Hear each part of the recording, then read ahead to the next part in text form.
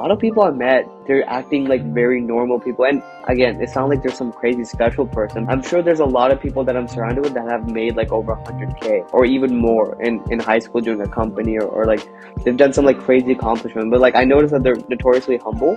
I've noticed they're very caring. They're checking up on people. They're asking, what's doing. Obviously very social. Those characteristics did stick out to me. Like most of the people that are in Wharton, they've done something, like some kind of own initiative. I've only met a few people that either haven't told me they did something of their own initiative, but they've done something, like a company, a nonprofit, just something that was like really, really credible and they did on their own. Guys, before we get into the podcast, 91.6% of you guys are not subscribed. So please do hit the subscribe button, since it will help get even crazier guests and blow up the channel. So yeah, let's get back into the video. Hey guys, welcome back to another episode of the Gen Z Fastlane. Today we have Sid here, who is a freshman to Wharton. So yeah, Sid, why don't you do a brief introduction of yourself? Yeah, hey guys, thank you, Bosco, for inviting me on this great podcast. But yeah, my name's Sid. I'm a freshman here at the Wharton School. And in high school, I was involved in a lot of things. But yeah, one of the biggest activities or my time commitments in high school was a marketing agency that I ran. So have some entrepreneur experience as well. But yeah, super excited to chat with Bosco about any questions, advice that I could offer. Nice, nice. So let's just start off with, talking about Wharton, right? So Yeah, you've just started class in yeah, Wharton. yeah. So before we get into, the smaller details of, application and everything that everyone, wants to know, right? My question is, what are the check boxes that Wharton ticked when you applied to, all of these colleges, and what were some of your other school choices as well? Yeah. So, um, yeah. Okay. So let me break it down. Sorry, I got kind of confused. But obviously, your grades, it's an Ivy League school. I know everyone says that. I don't think you need the highest, like, valedictorian grades for Wharton, because something that Wharton really cares about is how you are as a person and what you do outside of school. So for me, like extracurriculars were really big. And like a big thing that people overlook is what type of person you are. Something that Wharton and UPenn itself, takes a lot into consideration is, what type of person are you, like you are really, like, are you a good person? Do you enjoy giving back to the community, to the people? The whole Wharton culture itself is also very highly regarded on mentorship. And so it's like upperclassmen are helping underclassmen. And so those are just like some things that they look for as well. Obviously you have the big check boxes like, test test scores, grades, and overall being like an ambitious student. But I would say besides like the quantitative data, it's very like gray. Like I wouldn't say there's more check boxes besides just like having decently good grades. Yeah, nice. Super interesting. So, like, based on your overall research and, couple weeks into Wharton itself, like, what's the overall demographics of like the cohorts in Wharton? Like, I guess Yeah, like deeper into this question, it's like, what's the ratio between students who wants to become like, I guess like more professional path, like investment bankers versus like yeah. entrepreneurship with the startup world? Yeah. So the stereotype is very true. And the stereotype, if anyone doesn't know, is that everyone at Wharton just wants to do high finance, specifically investment banking. And so for some rough numbers, there's around 600 kids in Wharton per grade. Um, and so I think that culture, that stereotype is something Wharton is trying to change. They're falling behind in entrepreneurial like successes compared to like Harvard and Stanford. And in reality, entrepreneurs is what really like really successful entrepreneurs is what really give the brand of Wharton value, because like all that money comes back to the schools or endowment and stuff. And so I think they're trying to change the culture as we speak. Like I've met a lot of kids in my grade. I would say I don't know how many kids I've met, but a lot of them are very entrepreneurial minded. They're very into like venture capital. They want to get into being their own boss per se, but just not wanting to go down that investment banking pathway. But what happens is that a lot of students, as they, transition into sophomore year, they get roped into like the funnel of like investment banking. Yeah. And so I remember an upperclassman telling me that around like 400, 450 kids are either doing investment banking or consulting. Um, but I really do believe that that number is going to be lower for our class. I think they're just admitting students who are more entrepreneurial. Nice, nice. Great to hear that. Did I answer So, that question? yeah, Yeah, I think that's a pretty good, answer. So, like comparing like Wharton to some other schools like, UCB, in the yeah, Bay Area, and yeah, like, Harvard, Stanford. Like yeah, overall, what would you say are, the core differentiators between these schools based on, your research? yeah. I mean, I think one thing that's really, you know, special to Wharton is that they're quote unquote regarded as the best business school, undergraduate business school. And Yeah. so that's something they really try to instill in a lot of their undergraduates. And again, another stereotype is that Wharton students are really, really insufferable, that they just have like a chip on their shoulder. It's just the culture. They really want the student to believe that they're at the best place they can be. So like they do a lot of, uh, they spend a lot of time trying to, tell you that you are in a very good position. And so like that pride, they really care about that pride as well. Compared to like Harvard, Stanford, UCB, I really think like if you want to go into high finance, if that's something that you really, really like, that's like something you think you want to do, you want to set up yourself for like a really good career in that field, then I don't think there's any better place to go than Wharton. Maybe Harvard, but even then I would say it's like really, really close.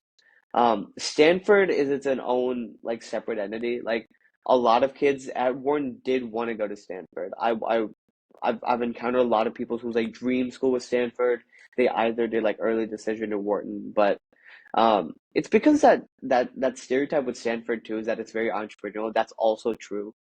So I don't think it's a fair comparison between like Wharton and Stanford, but I would say like for undergraduate studies, Harvard and Wharton are pretty comparable. One thing that I do want to note is that Wharton is notoriously not as difficult as Harvard is. According to like my experience with friends, it's a very big party school here. Like there's like a lot of social people, a lot of social energy going around. So, as for UC Berkeley, I'm not the most familiar with UC Berkeley. I just know that it's such a big school that it has a lot of opportunities, but it's also like spread pretty thin because there's so many undergraduates. And it's hard to like with so many kids around, it's hard to feel kind of unique. And so like with Harvard, Stanford, Wharton, you're in like your little own cohort of like 2,000 kids max in your total grade. So those things are important, I would say. Nice. So having that like community vibe, which is something that, these top schools would bring. So like diving deeper into like the overall environment of Wharton, like could you describe like how was your overall feeling in the first couple of weeks going to school, and like, how are Yeah, people here? I loved it. Like I know transition to college is like notoriously supposed to be like hard or difficult. You're supposed to feel kind of lonely. I Yeah. mean, I'm a very social person, so maybe it was like a bit easier for me to like just go out and connect with people. But I met my people, quote unquote, my people really, really quickly, just like during like the second day of our orientation. Just people with like-minded interests and like-minded like qualities, like caring people. I want to, dive more into like the venture capital entrepreneurial space, and I immediately met people who I enjoyed. The social scene is really good here. I'm not even the biggest partier or anything, but like people are having fun. It's a good vibe, good environment. I really enjoy hanging out with people that look like me, so like Indian people. I found a lot of Indian people. It was a great community. Classes were good. I mean, the professors, I haven't really met or been in class with like the really high esteemed professors. Like we're doing a lot of prerequisites right now and just courses that you need as part of your grade. But it's overall just been a really, really good experience. I've had off days in like the 3 weeks, but it's been a very good experience. Awesome, awesome. Great to hear. So, transitioning over to, I guess, more of what Wharton is looking for. Based on the Yeah. people that you've interacted with, like what are some common patterns like either than entrepreneurial that you've seen them done in the previous years? You know, just like for example, Yeah. maybe like did all of them run their own companies? Did they have like, you know, three different startups? Did they have like some kind of, you know, NGO that they're running? But what are some of the common trends you're kind of seeing? I would say they're actually kind of humble. Maybe that's just like people don't want to kind of brag right away, but a lot of people I met, they're acting like very normal people. And again, it sounds like they're some crazy special person, but they're very normal. No one's like talking about, oh, I used to do this or like I have this. Like I'm sure there's a lot of people that I'm surrounded with that have made like over 100K or even more in high school doing a company or like they've done some like crazy accomplishment. But like I noticed that they're notoriously humble. Another thing I noticed was like I'm just talking like people characteristics right now, but I've noticed they're very caring. They're checking up on people. They're asking, what's doing. Obviously, very social.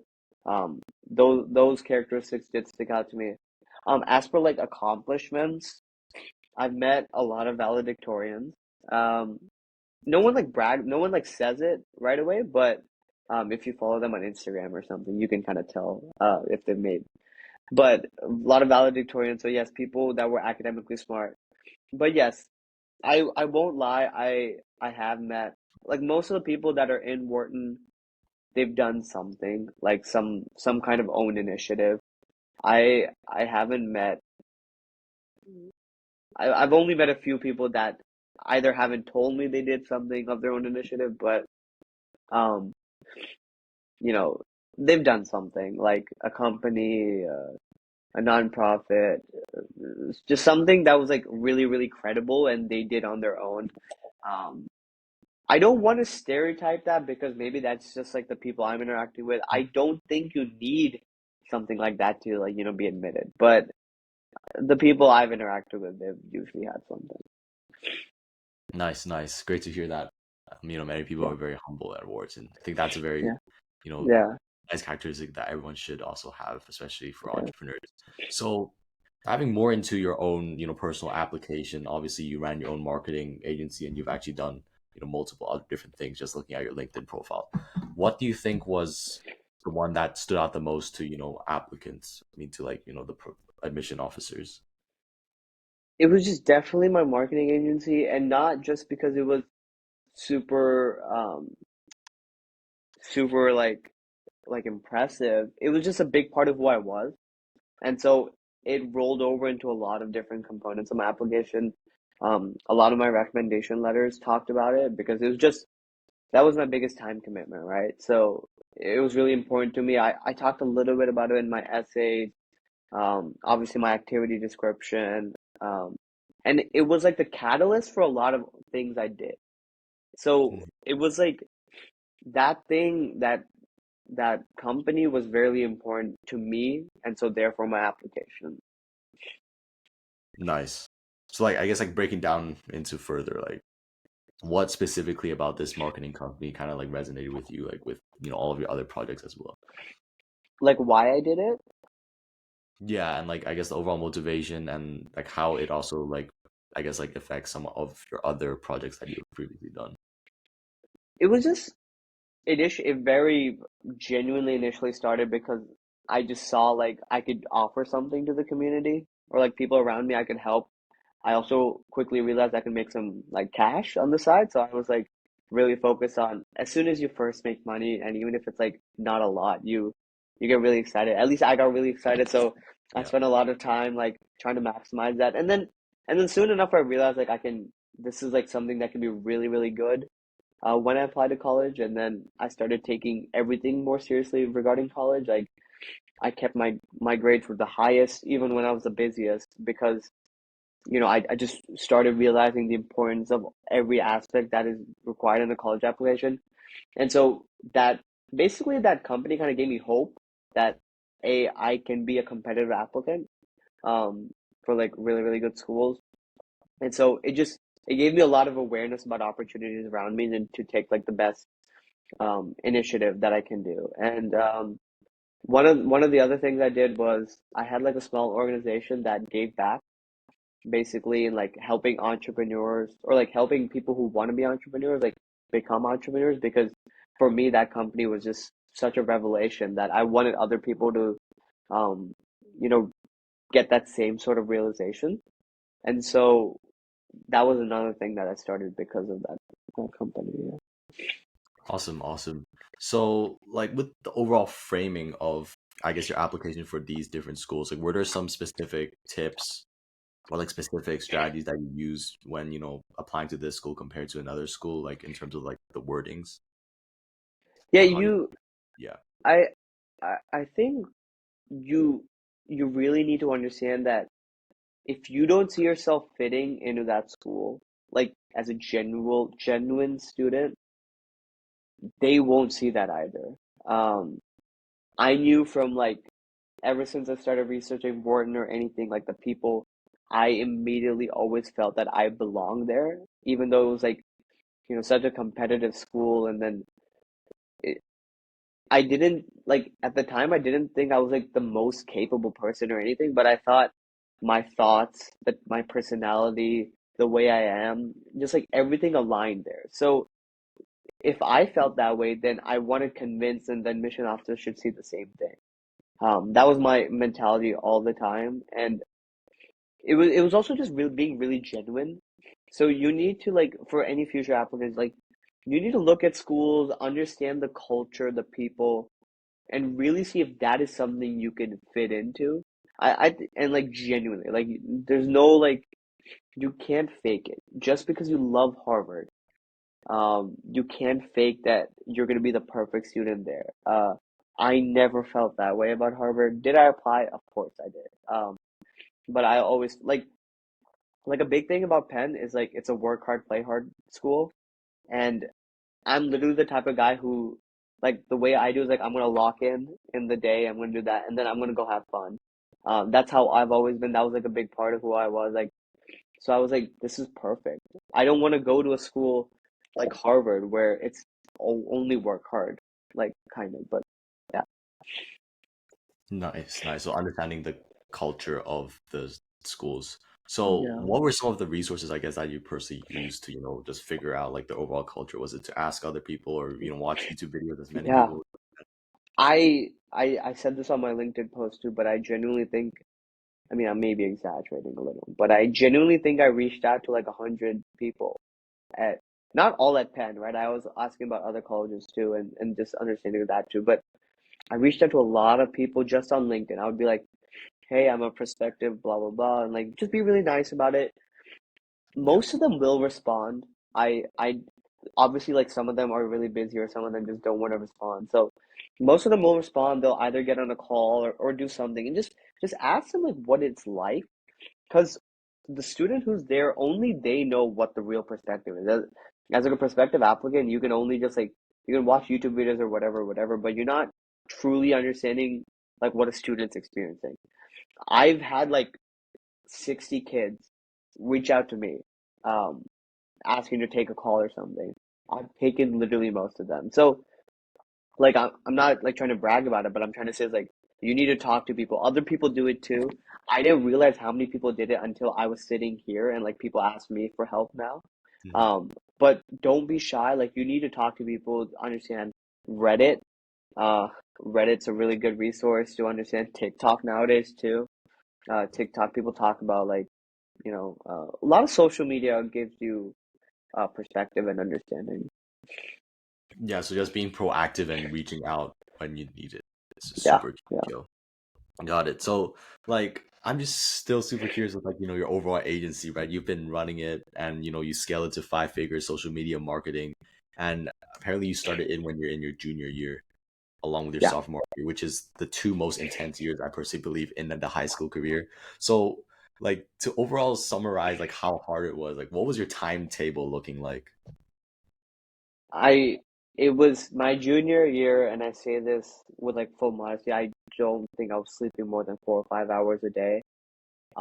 I don't recommend it. I mean, I'm not gonna say I don't recommend it, but I'm saying like it's not because I was working all of the other 19, 20 hours. It was because like I wasn't fully managing my time as I could. But it was really brutal. Like I remember on the weekends I was not able to do what my friends were doing. It was plain honesty, I was out recording for people. I was shooting content. I was working on editing. I was doing a lot of work on the weekends as well. And on after school, like I would come home at 3:30. I had to not. I was a tennis player. I didn't do tennis my senior year. I got through it my junior year because the company wasn't that big, but like I would come home 3:30. I'm doing schoolwork and doing content. I'm either going out of school to record content, coming back 8:39. It was a lot of work. And then I remember my junior year, I had this thing called a special period. It's like an hour and a half where like you can do whatever you want, and I had lunch right after for 30 minutes. And so on a lot of days I would have to go record for my client. So I would literally skip my special, or I would use my special period and lunch to go out and record. Sometimes I would have to drive like 30, 40 minutes to go record and come back, and then I'm back in class. So it is brutal. It is, and I think like, but that's just like it's like an arc for everyone. I've talked to people at Penn too, but they had similar experiences where for some period of time they were so like dialed in and so motivated that they were doing anything they can. Nice. So, what was your overall motivation with, doing all this and keeping yourself alive? Because I personally tried grinding like that as well, and Yeah, you get to a point where you break down, right? Like things don't really go too yeah. well. But what kept you motivated? For the longest time, at least in my community and the people around me, it was like I wasn't given enough of a chance, or I wasn't like almost respected enough. Or for the longest time, people didn't understand what I was trying to say or like what I was thinking. And initially when I was like really like working hard, I was like, I need to prove myself. I need to prove myself. So for some time, like that's not the right way to go about it, but I'm not gonna sit here and pretend like I'm perfect, right? But for the longest time, I was like, I need to prove myself. Like, I'm gonna do this and that, and like, I'm gonna make a lot of money. I'm gonna, get into XYZ college. Like, I'm gonna prove myself. But then later, it was like I would have people come up to me and they'd be like, "Dude, what you're doing is like inspiring me. Like, I want to do this. I want like." Nice. I had a few underclassmen who started like a tennis coaching company. I had a really close friend who I helped start like a swim company. Um, some of my like freshmen underclassmen, they started like a clothes reselling company. It was just like seeing other people be like, dude, what you're doing is right, and it's like motivating me and inspiring me. I was like, I can't let people down. And a lot of people like my mom's always really supported me, but my brother and my dad, like they saw the potential I had, but they would never, like they would keep telling me, you're not using it, you're not using it. And so them being really proud of me was also just like, you're on the right path. You're chasing something that's like, it wasn't just college, right? It was just like, you're chasing something to purely better yourself. And for the goal I had at that time, like, it was to like do well with my company, and there was no like set limit, there was no set goal I was working at. It was just like to progress my company. But like what at later, like during my senior, when I was like that college is my goal, like it was it was something I couldn't have even like imagined. Like 2 years ago, if someone told me, or like if someone was like, if I told someone I was thinking of going to an Ivy League university, they would laugh in my face completely, because I was just like the type of person in my community that they didn't take seriously or anything. So it was a lot of just like bettering myself until like other people are inspired and are proud of me. Awesome. I think many people also face, the similar story of, just having to prove someone, right? And that kind Yeah, of motivates them, and finding their yeah, own tribe or community, I should say, yeah. is really inspiring. So, like with the whole agency, what were the softwares and systems that you personally ran? Yeah, so for some time, for a few months, it was like me reaching out to clients. I'm like, hey, I'm doing this. I have the subscription. I would pitch a subscription service to them, like Netflix, but Yeah. um, for like a marketing plan for them. I was using Adobe Premiere Pro. I was just brute forcing content. I would use my camera. I would go record, make all the video, come up with my own creativity, use Adobe, and then and post and everything. And I was managing like, I don't know, like 10, 12 Instagram accounts. I'm doing that all by myself. At one point it got like really out of hand. So then like I can't do everything. And so what I used to do actually was, if you guys have heard of a software called, or not software, it's like a website called Fiverr.com. basically freelancers, and I actually would hire people from there, usually countries like India or Pakistan where the labor is a bit cheaper. But I mean, that's nothing bad, right? I'm not exploiting them or anything, but I would give them the videos I need to edit, and then I would have them edit it, and then I would obviously like upcharge the client, and then they would get literally a better video product too. So they're happy, I'm happy, the guy in India is happy as well. So I used to do that, and then I also hired a couple people. I hired a web designer to manage my website, and also he also took care of like Instagram account handling, and then I had a graphics guy who did in-house, not out of house, who did like graphic work and animation. Nice, nice. And yeah, I completely agree. It's like giving them opportunities, right? Because I'm pretty sure they're going to be super grateful because, the currency and Yeah, stuff are very yeah, different. yeah, yeah, yeah. Like with different points of your agency, like for example, when you scale to, 5K a month compared to like 10K a month, were there any differentiation points between like these stages?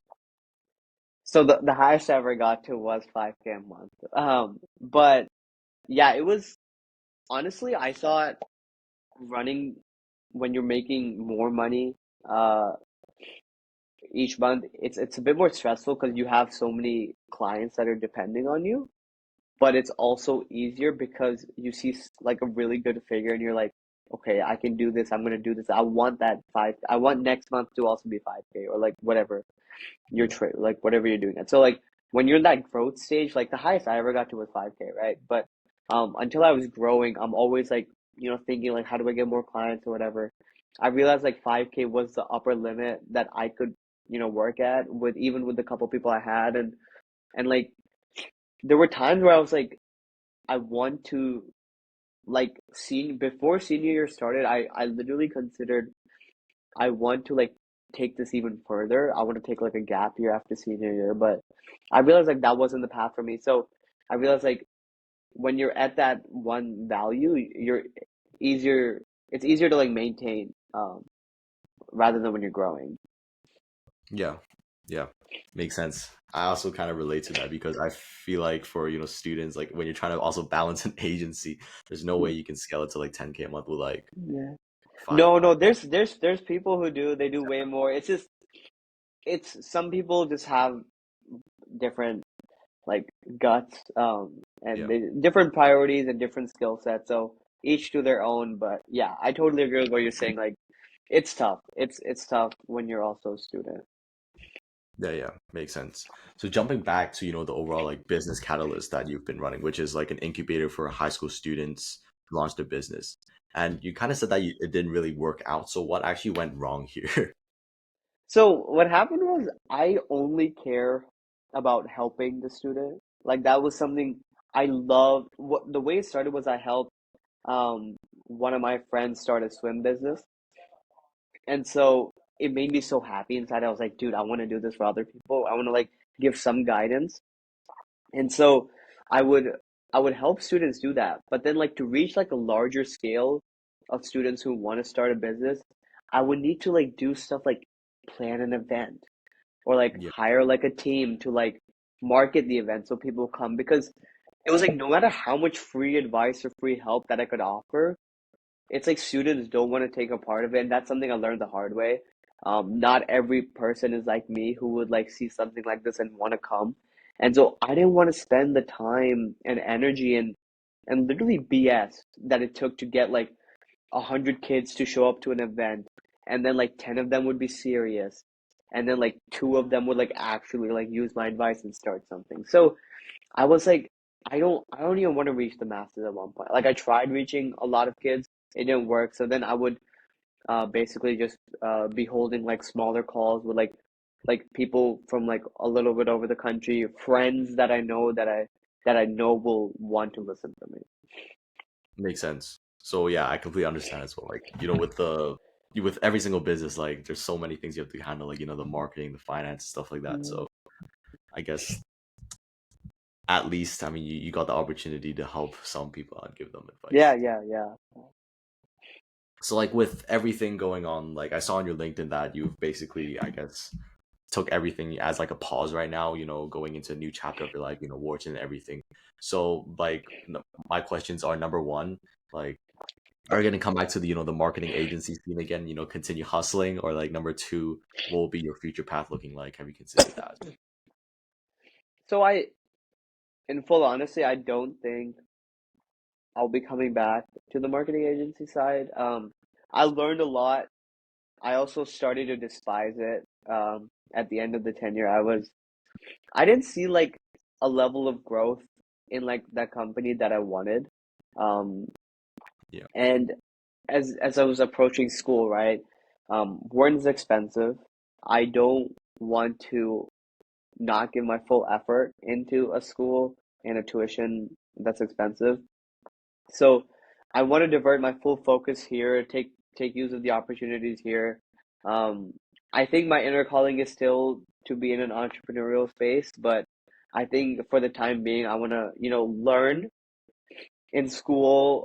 Wharton has a lot of clubs and jobs, like not jobs, but programs that it offers where you can learn and, build up your skill sets and get a better understanding of what next problem that I want to solve. Um, so I don't want to go back. I want to learn and then I want to build for something in the future. Nice. Awesome. Awesome. So are there any like specific goals that you personally have for yourself, like in the next 5 years, 10 years? Doesn't have to be financially, but like just in general? Um, I honestly don't. I think people have asked me that question before, but I honestly just don't even think about it. I don't. I'm like a go with the flow type of person. I want to just play it by ear. Like right now, I'm focusing on something right now. I'll be focusing on something next year.